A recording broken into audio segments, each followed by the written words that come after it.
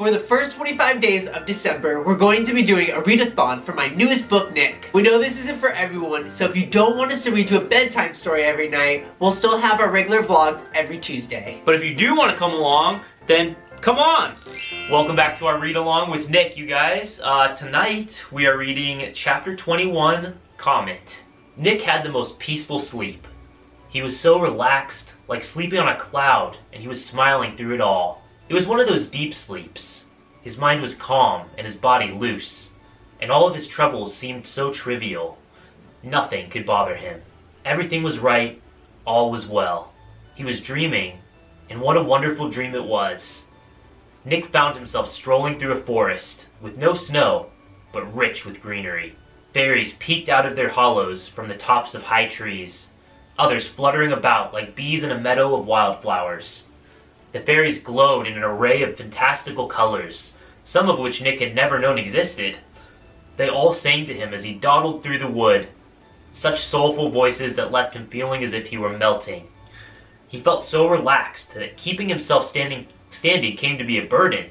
He went off the path and on into a paddock of primroses, where he laid with his back propped against a tree trunk. The song continued, and the more the fairies sang their rich lullaby, the more his eyes folded closed. It was so beautiful, so peaceful. Nothing was a bother, because everything was right in the world. "Wake up!" He felt someone roughly shaking him. "Nick, wake up!" He shot awake, blinking in a daze. There was Emma, looking down at him with both hands gripping his shoulders while shaking him profusely. She smiled. "Oh good, you're awake." Nick's dream was so peaceful that when he woke up, all of the concerns he had before came crashing back with a vengeance. He was heartbroken by the loss of Sister Merryweather, and worrying for the safety of the orphans, and also afraid of what Lord Avonmore might do to him if he caught him. All of this hit him like a tidal wave. "Why did you wake me? I was having such a peaceful sleep." He rolled back over on the ground, grabbed a large rock, and shoved it under his head like a pillow. He closed his eyes again, hoping to escape reality as quickly as he could. "Sorry, Nick, but we have to put some distance between us and that Yeti." Emma stowed the music box back into the satchel and slung it over her shoulder. "Come on, you can sleep later." And then she headed off back through the forest with Gilbert sleeping on her shoulder. It wasn't until then that Nick realized where he was. He was on the edge of a cliff, and surrounding him were a dozen sleeping Yeti that could wake back up at any moment. There was one close to him that was snoring, and it was so loud that it blew back Nick's golden hair, leaving his face dripping in thick, gummy mucus. Nick mopped his face dry with his hands, and then his eyes trained on the Yeti's wide, toothy mouth. "Emma, wait for me." He jumped to his feet and hurried after her. "I thought you might change your mind," she said, when he caught up with her. "Ha ha, very funny. I almost got eaten. Maybe we can give it a couple of years before we look back and laugh at this." Emma smiled. "Deal." They went through the forest just as dusk drew near. The sun was still setting, but the night was fast approaching. The sky blazed with bright oranges and vibrant yellows, softened by a lavender glow, all before fading into dark. Throughout the change, Emma followed her map, picking directions based solely on how she viewed the whimsically drawn chart. They were still in a forest in the upper region of Finland, and still many miles from Rovaniemi, and even more miles from Murmansk, Russia. Emma was determined to get to the closest city in the hopes they might find transportation that would take them to Russia. Nick, however, had grown tired of walking. His whole body was sore and aching, and his feet throbbing. He felt dirty, icky, hungry and tired, with a bit of homesickness thrown in as well. He missed his bed, and waking up to Sister Merryweather's cooking. Even the noisy halls that rang most of the time with children's laughter. They trekked onward through the forest and up a mountainside, all while Nick slipped further into his thoughts. He wondered what the orphans were doing at the moment. He hoped they knew he hadn't given up on them, that he was still coming. It didn't matter how long it would take him, he would get there. He only hoped it wouldn't be too late. They were working their way through an orchard of pine, listening to the hoot of owls hunting in the night, when Nick heard rustling in the shrubbery behind them. He whipped around, so fast that he almost spun back around in a full circle. The bushes stilled. He thought his lack of sleep had finally taken a toll on his state of mind, and decided not to question what he thought he had heard. He turned back around, followed Emma a few more steps, and then heard the rustling again. This time, so did Emma. "What was that?" she asked. Nick's eyes brightened. "You heard it too?" "Of course I heard it." She and Nick then glanced at Gilbert, perched on Emma's shoulder, now awake. He nodded, and so they knew he had heard it too. Nick faced the shrubbery again, watching it shaking. "Do you think it's a Yeti?" "Not a chance," she countered, eyes still trained on the shrubbery, waiting for more movement as it seemed to have stilled yet again. "A Yeti couldn't fit inside that bush. And besides, if they took one step, we would hear them coming." "Good point." The shrubbery rustled again. Nick jumped behind Emma, and then shouted in a weak cowardice voice, "Who's there?" The shrubbery stilled, and the forest got suddenly very quiet. Nick, Emma, and Gilbert began to panic in the stillness. But then, the head of a baby reindeer popped out of the bush. Nick swallowed down a scream, and smiled instead. "How cute!" His knees dove into the snow while the reindeer came trotting out, sniffling and grunting while knocking its head into Nick's chest in a playful way. "What's a baby reindeer doing here?" asked Emma. "They're called calves," Nick corrected. "And who cares? He's so cute." He grabbed the reindeer's face and ruffled his brown fur, all while making the baby noises at him. The calf enjoyed it so much that he pranced about, and then he went to sit in Nick's lap. "Who's a good boy?" Nick scratched his pot belly, and the calf kicked out one of its back legs and shook it. "He is very cute," Emma stated with a wary tone in her voice. "But we have to keep going." She held up her map. "We still have a long trek ahead of us." "Can we keep him?" "Keep him," she echoed. "Of course we can't keep him." The calf rolled over onto his back, allowing Nick to get a good, hard scratch on his underbelly. "Why not?" "We can hardly feed ourselves. What makes you think we can feed another animal?" "We already have Gilbert." Gilbert folded his arms and grunted. "Sorry," she looked over her shoulder and apologized to the field mouse. "I didn't mean it personally." Nick wasn't paying any mind to Emma whatsoever. He wrestled with the baby reindeer, rolling around in the snow with it, tackling each other, Nick kissing him, the reindeer looking back. It was all so sweet, and yet Emma found it slightly disturbing. "Nick, I mean it." She stuck to her initial thoughts on the matter. "We can't keep him. He's a reindeer. Imagine bringing a reindeer back home to New York. You know they didn't stay cute and little forever." His expression dropped. "I guess you're right." He knelt back down to the little reindeer calf.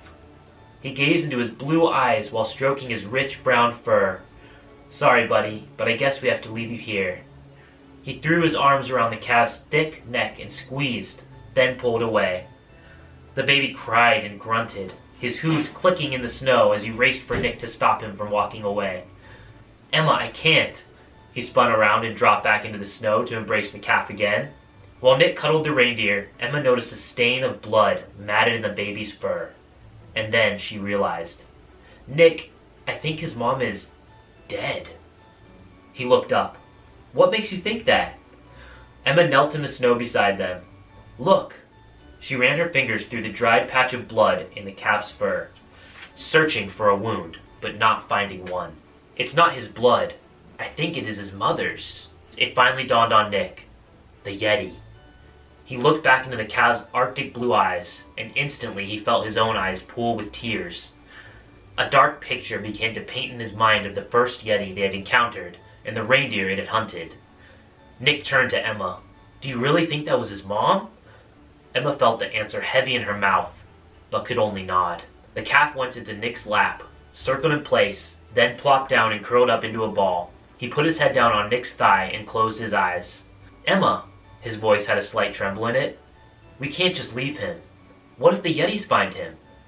What if something worse finds him? Who's going to protect him?" Emma was well aware that they couldn't keep a reindeer, especially not in New York City, but she also knew Nick was right. If left alone, the calf would be lucky to make it through the night. She felt conflicted. That is, until she looked into Nick's wet eyes. "We can keep him." Nick smiled, and then Emma, and while their hearts filled with joy, so did the cracker bells fill up with magic. The bells jingled and jangled, all whilst a golden light beamed out of the satchel. Gilbert, however, couldn't be bothered with any of it. He had forgotten what the whole conversation was about. The calf, the cracker bells, he didn't remember a thing. He just knew he was starting to get really hungry. Emma suggested, "Why don't we stop here for the night? We can set up camp. eat some dinner, get some rest, and then leave first thing in the morning. Nick spoke quietly so as not to disturb the sleeping calf cradled in his lap. Sounds good to me. Nick was in such good spirits that it didn't even bother him that Emma took one of the newly filled Cracker Barrels and used it to make a tent appear. She then whispered into another, conjuring piles upon piles of fluffy pillows and blankets rolled up like cinnamon rolls. She used a third Cracker Barrel to build a fire, and the tall flames crackled loudly in the silent night. While Emma and Gilbert worked to make their tent nice and cozy, Nick ventured off into the woods in search of nuts and berries. The baby reindeer followed at his heels, grunting to signal to Nick every time he spotted a new bushel of blueberries. By the time Nick's pockets were nice and full, they had found that they had ventured quite a ways from their campsite. They were just about to turn back when they came upon a cliff carved out in the high mountainside. The view was spectacular. A dark sheet of infinite black speckled with thousands upon thousands of twinkling stars, with a silver moon resting amongst them all. Wow! Nick ambled over to the cliff, sitting with his legs daringly hanging off the edge. He was too lost in the beauty to be frightened by the incessant height. He just gazed up into the starry sky, feeling so small and yet so connected to all that lay so mystically before him. While peering up into the heavens, the calf wandered into his lap and sat. Together, they watched the stars twinkling above the vast forest below. "It's beautiful, isn't it?" The calf grunted in response, his blue eyes shimmering the same as the stars that hung above them. Nick stroked his back while mesmerized by the night. "Sometimes I wonder what it would be like to touch the sky." He caught the lone star, the same one he had seen before, and watched as it sparkled brighter than all. "I imagine the world would be more peaceful up there, amongst the stars, far from the noise." He looked back at the reindeer and asked, "Do you ever wonder what it would be like to fly?" The two of them gazed back up again, lost in the beauty, lost in the moment offered by the twinkling night sky. Neither of them could have known it, though they both could feel it in some strange phenomenon sort of way. They both were thinking the very same thing. They could be safe up there in the infinite sky, away from the world, away from the pain. Nick was just a boy, and the calf just a reindeer, but they had both experienced love and loss all the same. And so they imagined themselves up in the sky, away from it all, free. Nick didn't know why, but there was a tear streaking down his cheek. He wiped it away and then peered back down into the calf's glimmering eyes. "I just realized, we haven't come up with a name for you yet." Nick massaged his chin. While his mind turned with different names, a shooting star caught his attention. He and the calf peered up, just in time to catch the star zooming off into the black of night. "I know," he smiled when he looked back at the calf again. "Comet," he said. "We'll call you Comet."